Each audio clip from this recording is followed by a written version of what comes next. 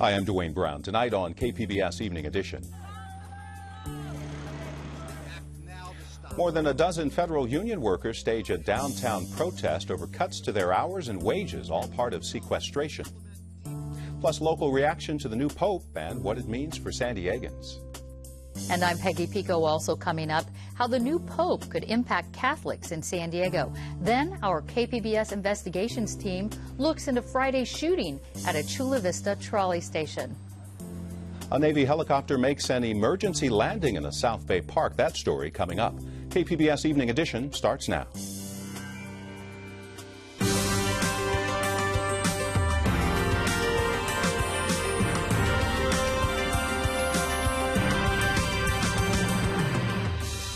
KPBS Evening Edition is made possible by Joan and Erwin Jacobs and by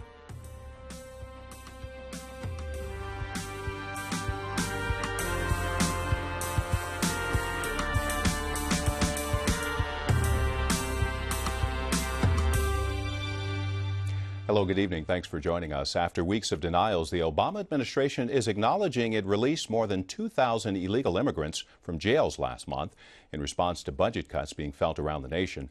4 of the most serious offenders have been placed back into detention. Stop the furloughs! More than a dozen IRS workers protested federal budget cuts at a downtown rally. The head of the local union for federal employees says sequestration pay cuts could result in workers going into debt or foregoing medical care. It's not fair since federal workers have already contributed more to deficit reduction into economic recovery than any group in America. This is our message. Enough is enough. He says federal workers have already sacrificed more than $1 billion in pay freezes and higher pension costs. Here in California, state employee furloughs left taxpayers on the hook. When furloughed workers left government service or retired, the Legislative Analyst's Office says payments to employees for leftover vacation time are at historic levels. The state paid out $27 million last fiscal year. The San Diego Tourism Authority had a familiar face back from last fall's mayoral election. Carl DeMaio joined the city attorney on a panel to discuss one of his favorite topics, pensions. KPBS reporter Claire Trageser joins us from the News Center. Claire, voters already passed pension reform, so why are we still talking about this? Well, Dwayne, even though voters passed pension reform last June, it has since stumbled into some blockades. The measure faces a state review board, and then state courts will decide its fate. That means it could take years until pension changes actually happen. But since Carl DeMaio made pension reform the centerpiece of his campaign, he seemed pretty excited to get to keep talking about it. The panel's moderator asked when we can finally stop talking about pensions, and here's what DeMaio said. If you don't have a mayor and a council committed to solving the problem with that framework, you give them the tool and they say, well, we don't want to use the tool, then we're not going to get pension reform. And so it's not just Prop B, it's Prop B properly implemented by our elected officials. And Claire, I understand things got pretty fiery at one point. Tell us what happened. Yeah, that's right. Some say City Attorney Jan Goldsmith gave bad legal advice to the former mayor because he didn't recommend staying away from the pension campaign. And Goldsmith got pretty heated when the moderator brought that up. Here's what happened. Law. There is nowhere in the entire country, ever, Scott, anywhere, where a elected official involvement in an initiative has either been criticized or found to bind the city or found to be an unfair labor practice. And we know the city attorney and the mayor have been at odds. Anything else of note happen at the panel? Well, the moderator also asked Carl DeMaio if he was planning to run for Congress, and DeMaio pretty much completely ignored him. All right, KPBS reporter Claire Trageser.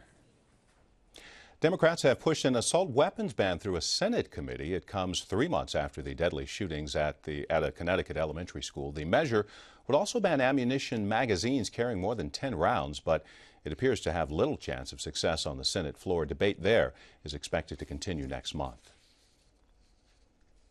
Two separate fatal shootings in San Diego County in the past 24 hours. Oceanside police are searching for suspects who opened fire on a group of teenagers, killing two and wounding two others last night. It happened at a park with a history of gang violence. Another shooting late last night in the Valencia Park neighborhood left one person dead. No arrests have been made. Safety on San Diego's trolley system is back in the spotlight after a recent shooting at a crowded station. Joanne Farian with the iNewsSource and KPBS Investigations Desk has more. It happened late last Friday night in Chula Vista. In view of 4 buses and a trolley full of passengers, at least 3 men opened fire on 4 armed security officers. The officers work for a private security company. They're supposed to patrol trolley and bus stations, but as our investigation revealed, they're not properly trained to do the job. iNewsSource reporter Brad Racino broke the story. He joins me now. Brad? Hi.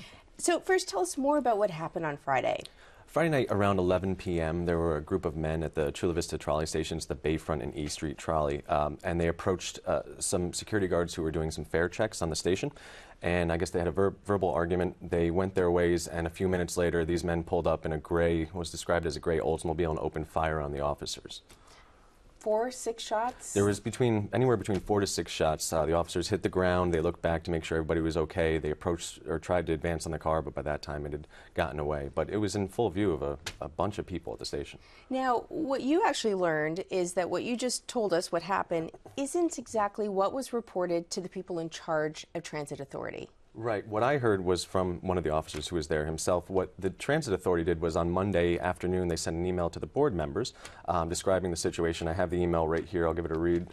It says, approximately 1 minute after concluding a previous contact, a security officer reported hearing shots fired. The shots were reported to have originated from the parking lot exit near the McDonald's. A station and a bus area check were conducted to see if anyone was hit by gunfire. After completely checking the area, no injuries were reported.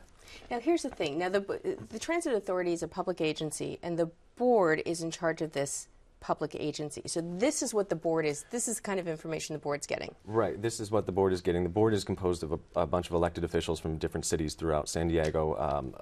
Some familiar names are Marty Emerald and Todd Gloria and David Alvarez all sit on this board of Metropolitan. But they have asked for more information on reports of this kind of sort. Now, you actually reported last month a much bigger story about the type of training these security officers have. Remind us about that investigation. Right. In October, we were contacted by one of these guards. He's one of many who patrol all the stations between Mexico's border and San Diego, all the way up to Oceanside.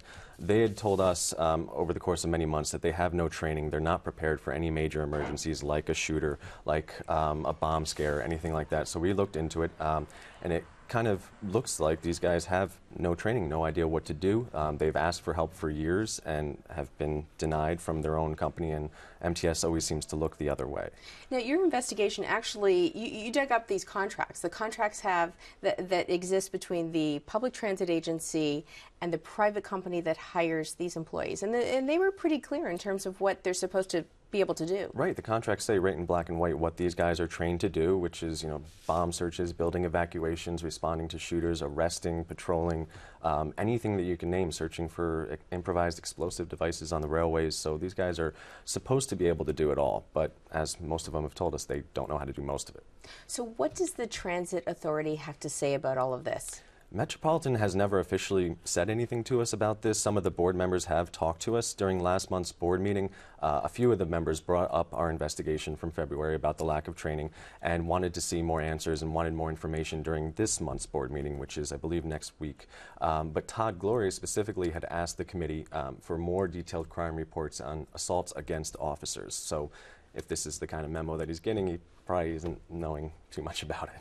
Now, more than a dozen trolley cops came forward during your initial investigation, and they revealed to you basically that they lacked this training. Mm-hmm. Do you know whether any of them faced any kind of disciplinary action? So far, none of them have been fired. I've been told stories that they have had a lot of pressure put on them, that they are kind of getting reprimanded for little things here and there that normally would never have stood out. But so far, they have all kept their jobs. Now, you can see more of your reporting at your website. Tell us where to go, where people at home can go. You can go to iNewsSource.org. It's right there on the homepage, along with links to our previous reporting on the subject. Brad Racino, thanks so much. Thanks for having me.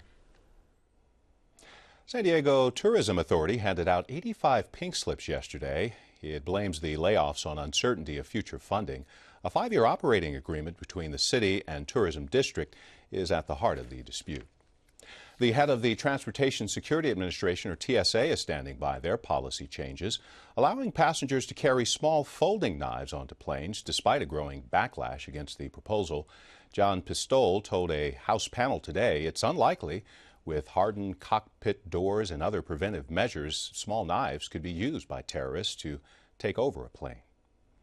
The crew of a Navy helicopter made a safe emergency landing this afternoon in a South Bay park. The Seahawk chopper touched down in Chula Vista. No one was hurt on the ground and no damage reported to the aircraft. There were very few people in the park, but it has been shut down as a precaution. The Navy has yet to determine the cause of that emergency landing. Pope Francis held his first Mass today as pontiff. He delivered an off-the-cuff homily in the Sistine Chapel. It was a far simpler message than the 3-page discourse delivered in Latin by his predecessor, Pope Benedict. We'll take a look at San Diego's reaction to Pope Francis coming up.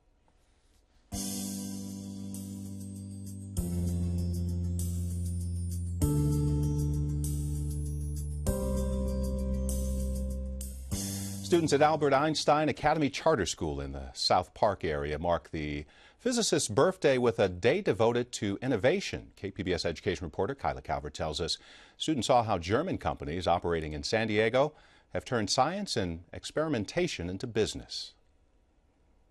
Middle schoolers at Albert Einstein Academy spent the day hearing and seeing how the science they learn about in class translates into real-world products built by German companies in the United States.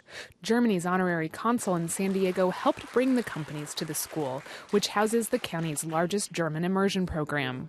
The purpose it serves is the awakening of curiosity, to say, be curious about how technology and science work together and what it could mean for you and for the particular student in the future.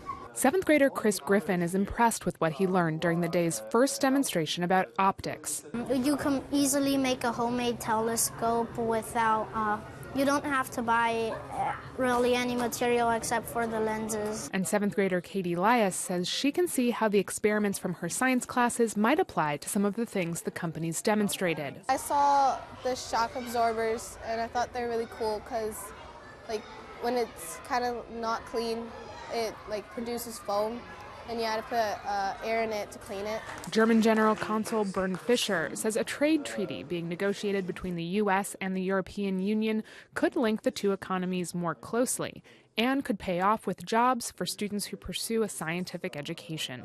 Kyla Calvert, KPBS News. A Chula Vista man who allowed a 4-year-old to become dangerously drunk will avoid jail. Joseph Callis was sentenced to 4 years probation after pleading guilty to felony child abuse. Authorities say he was babysitting his girlfriend's son when he left a vodka cocktail on a coffee table. The drink left the boy with a lethal amount of alcohol in his system, but he did survive. The changing of the guard at the Vatican means change for Catholic San Diegans, too. Peggy Pico talks with a local priest and scholar about the impact of the new pope here. Joining me to talk more about Pope Francis' influence in San Diego are my guest, Assistant Vice President and Director of Ministry at the University of San Diego, Michael Levitt Collier, and Father Lawrence Purcell of the Church of the Nativity in Rancho Santa Fe. Welcome. Thank you. Father Purcell, Pope Francis is described as being humble and simple. Yes. Tell us why. Tell us more about him. Well, I was struck yesterday, as everybody was, is the first images that we have. He came out, I can't imagine what he was thinking, but he was himself. What you see is what you get. His first gestures, his first words, good afternoon, he referred to men and women, my brothers and sisters, the gesture of taking silence. He said, let's just be quiet for a minute. He bowed, he asked for their blessing. I thought it was magnificent. Great, and he asked for their, basically their graces before he offered the benediction.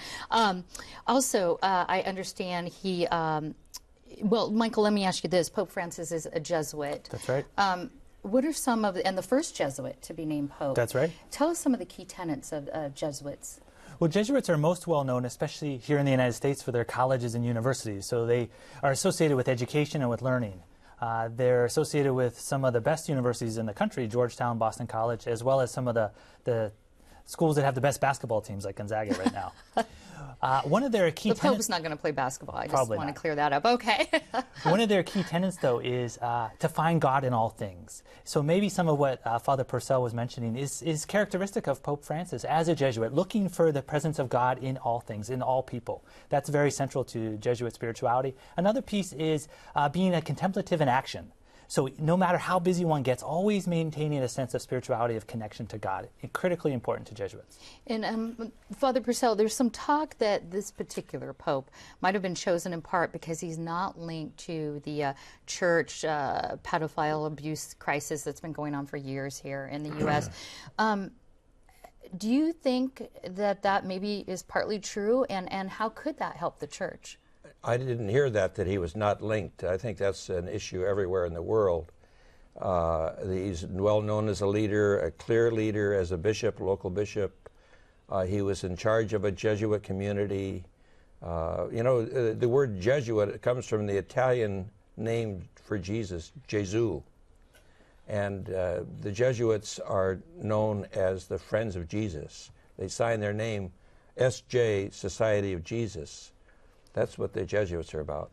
So bringing, do you think, some integrity back, or people could maybe trust that as far as, like, he's in Argentina, he's over there, he's among the people, with the people? Is this I don't know if they could... elected him for those reasons. I would hope that anybody they elected would be able to bring back some sense of integrity. But that's what we've been praying for, and so let's hope our prayers answered. It sounds like it. Michael, about 1 in 3 San Diegans affiliate themselves, 1 in 3 with the Catholic Church. What do you think having a new pope does as far as to influence either evangelical work here or sort of the focus here of Catholics here in San Diego? Yeah, I think it's significant, and I say that partly because of the reaction I saw yesterday on our campus, especially among our Latino students. Incredible excitement. I think this selection of Pope Francis is a recognition that the center of gravity in the Catholic world is shifting somewhat, is becoming more Southern. I think that's also represented here in our area with our new auxiliary bishop, Bishop Flores, who's also a Spanish speaker, also a Latino. So I think it's more and more evidence that our Catholic Church is benefited and depends on our Latino brothers and sisters. And I wanted to follow up with that question with you, Father. So more than a quarter of the world's population, nearly 2 billion Catholics, live in South America. Yes. Of course, as you mentioned, Pope Francis speaks Spanish. Yes. It's his native language.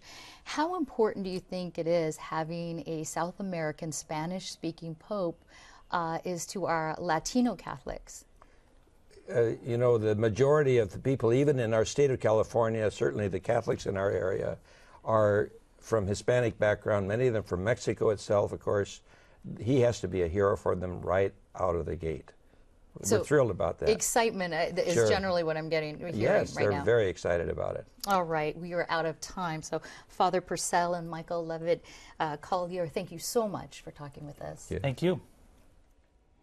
And a sidebar, the governor of California, Jerry Brown, says he's pleased to see a Jesuit elected pope. He says he's glad Pope Francis is a Jesuit and hopes his Argentinian background gives him a broader perspective. Governor Brown, of course, spent a couple of years studying to become a Jesuit priest. An injectable drug was developed from scratch at UC San Diego. It's now been approved by the FDA. It's an imaging agent that will help doctors someday locate cancerous lymph nodes. One way to monitor the spread of cancer is to check the lymph nodes. That's done now with blue dye, a painful injection that really doesn't always work. The new UCSD drug has proven to be much more effective. Time Warner cable customers in San Diego can't watch the Padres on television, and a city council committee is trying to remedy the situation. But as KPBS Metro reporter Katie Orr tells us, a hearing today provided few results. City Councilwoman Marty Emerald didn't get many answers out of either Time Warner Cable or Fox Sports San Diego, but that doesn't mean she plans to stop trying. Do we subpoena those records? That's going to be up to actually the mayor. Okay. I'm not stepping over that line. Oh, well, I'll put in a good word for you, man. I am very happy to talk with the mayor about it. So let's then talk hypotheticals. Now you know that our mayor and our city attorney are going to get these records. Representatives from Time Warner Cable and Fox Sports San Diego appeared before a council committee today at City Hall in a sometimes tense hearing about the company's inability to come to an agreement over airing Padres games. Fox holds the contracts to air the game, and Time Warner provides cable service to much of San Diego's North County. And as opening day approaches, fans with Time Warner will either have to switch to a different service provider or hope an agreement will be reached before the first pitch is thrown. Councilman David Alvarez was adamant the sides come up with a date for their next negotiation. We appreciate that you do business in San Diego. We want you to continue to be successful. What we're asking is for you to be a part of the solution. And that's why I asked you to go and find out some time to meet. The companies agreed they would meet again next week in New York, but both maintain this is a private business dispute. That frustrates Time Warner Cable customer Dolores Henker. I had thought we'd walk away and be able to call our friends and say, the Padres are going to be on, but it doesn't look good. The city says it will keep the pressure on Time Warner Cable and Fox Sports San Diego until a deal is reached. Katie Orr, KPBS News. Tomorrow is match day for more than 100 graduating medical students at UC San Diego. They and thousands of others and doctors across the country will find out where they will serve their medical residencies. Match day has been a medical school tradition since 1952. I'm Judy Woodruff. On the next news hour, China's new leader officially takes office. That's Thursday on the PBS NewsHour.